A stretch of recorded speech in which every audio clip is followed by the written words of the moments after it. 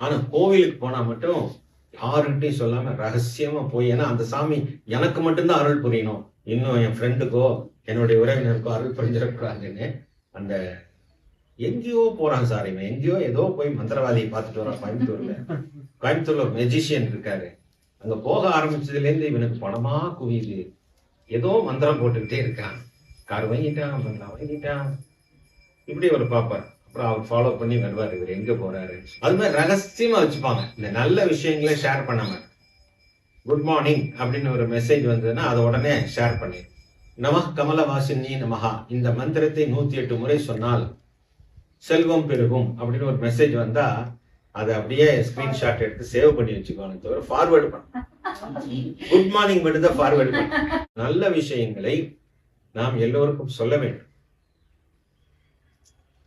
Positive எண்ணங்களை பிறரோடு பகிர்ந்து கொள்ள வேண்டும். அதாவது இப்ப உங்களை பார்த்து சார் சௌக்கியமா இருக்கீங்களான்னு கேட்டா என்ன சொல்லுவோம்? ஏதோ இருக்கேன் சார், உங்க புண்ணியத்துல இருக்கேன், பொங்கு புஷ்குன்னு இருக்கேன் சார் சொல்லுவோம். அதனால நீங்க இங்கிலீஷ்ல தான் கேட்கணும். ஹவ் ஆர் யூ அப்படின்னு கேட்டா அவன் என்ன சொல்லுவான்? ஏன்னா வேற ஏதாவது சொன்னா அவனுக்கு இங்கிலீஷ் தெரியாதுன்னு நம்ம நினைச்சுக்கோமா. அதனால ஐம் ஃபைன் மட்டும் தான் சொல்லுவான். தமிழ்ல மட்டும் கேட்டா என்னமோ இருக்கேன் சார், என்ன ஏதோ போகுது, டைம் போகுது அப்படின்னு எல்லா துக்கத்தையும் சொல்லுவான். துக்கத்தை வெளியே சொல்கிற நாம் நம்முடைய சந்தோஷத்தை சொல்கிறோமா என்றால் இல்லை.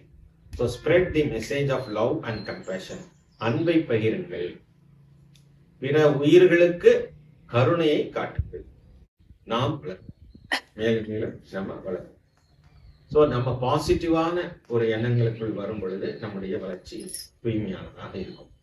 அப்ப இந்த பிரயோகங்கள் 6 பிரயோகங்கள் இருக்கு இல்லையா?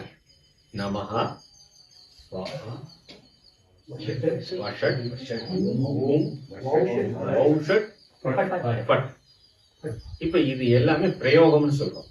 யாரை நோக்கி பிரயோகம்? எதிரிகளை நோக்கி பிரயோகம். யாரு நமக்கு எதிரி?